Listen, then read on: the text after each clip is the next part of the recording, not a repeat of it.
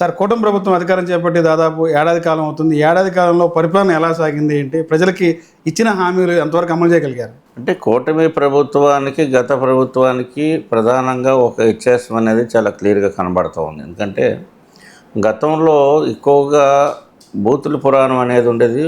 ఎక్కడా కూడా సాంప్రదాయాలు, విలువలు అనేది లేకుండా పోయింది. దానికి భిన్నంగా కూటమి ఏర్పడిన దగ్గర నుంచి కూడా ఒక సాంప్రదాయ విలువలు పెంచే విధంగా, అదేవిధంగా అసెంబ్లీ, ఈ పార్లమెంట్ గౌరవం వచ్చే విధంగా మరి ఎన్నికైనటువంటి ఎమ్మెల్యేస్ కానీ, ప్రజాప్రతినిధులు ప్రజల పట్ల అనుసరించవలసినటువంటి విధానాల్లో చాలా స్పష్టంగా తేడా ఉంది. అదేవిధంగా గత 5 సంవత్సరాలు ఉన్నటువంటి ప్రభుత్వంలో కొన్ని యుద్ధాంశాలు, ఇతర కార్యక్రమాలు తప్పించి అభివృద్ధి అనేది లేదు. సంక్షేమ ఫలాలు అనేది నవరత్నాలు మినహా మిగతా అభివృద్ధి అనేది లేదు ఎక్కడా కూడా. అంటే ఉపాధి రంగంగా చూసుకున్నా, లేదు మౌలిక వసతుల కల్పనలో చూసుకున్నా, అన్ని రకాలుగా కూడా అడ్మినిస్ట్రేషన్లో కూడా అన్ని రకాలుగా ఫెయిల్ అయింది. ఇప్పుడు కూటమి ప్రభుత్వం ఏంటంటే, కూటమి ప్రభుత్వం ఏర్పాటు చేసిందే జగన్మోహన్ రెడ్డి. ఎందుకంటే కూటమి ప్రభుత్వం ఏర్పడడానికి కారణభూతులు జగన్మోహన్ రెడ్డి గారు. ఎందుకంటే లేకపోతే కూటమి ఏర్పడదు. ఆయన యొక్క ప్రవర్తన వల్ల, వారి యొక్క ప్రభుత్వంలో ఉన్నటువంటి వారి యొక్క సహచరులు ప్రవర్తన వల్ల మాత్రమే ప్రజల పక్షాన కూటమిగా ఏర్పడవలసినటువంటి అవసరం అనేది ఏర్పడింది. అందుకని ఏంటంటే ఇప్పుడు కూటమిగా ఏర్పడిన తర్వాత మరి గతంలో జరిగినటువంటి యుద్ధాంశాలన్నీ కూడా సరి చేసుకొని రాజ్యాంగబద్ధంగా ఉన్నటువంటి వ్యవస్థలు చాలా భ్రష్టు పెట్టి ఉన్నాయి కనుక వ్యవస్థలన్నీ కూడా గాడి పెట్టుకుంటూ రావడానికి కొంత సమయం అనేది పడుతుంది.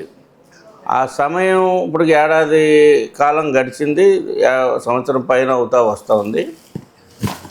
ఈ పరిస్థితిలో ఈ సంవత్సర కాలంలో 1 by 1 ఏదైతే సూపర్ 6 కానివ్వండి, ఇచ్చినటువంటి హామీల్లో కానివ్వండి, ముందు ప్రధానంగా ప్రజలు రవాణా సౌకర్యంగా వచ్చినప్పుడు రోడ్లు సౌకర్యం కల్పించడం కానివ్వండి, కనీసం గోతులు పూడ్చి కొత్త రోడ్ల నిర్మాణం కానివ్వండి, అదేవిధంగా మా పవన్ కళ్యాణ్ గారు తీసుకున్నటువంటి శాఖల్లో ఉన్నటువంటి పంచాయతీరాజ్ శాఖను అయితే చాలా బలంగా తయారు చేసినటువంటి పరిస్థితి కానివ్వండి.